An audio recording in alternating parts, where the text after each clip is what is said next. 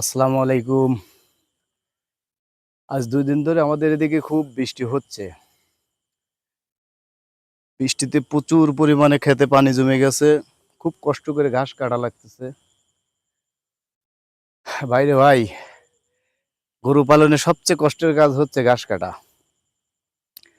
এটা মেনে নিয়েই গরু পালন করা দরকার। যারা পারবে না তাদের জন্য গরু পালন করা আসলেই কোনোভাবে সম্ভব না। নিজে খান আর না খান কোনো সমস্যা নাই, কিন্তু গরুর খাবার টাইম টু টাইম দিতে হবে।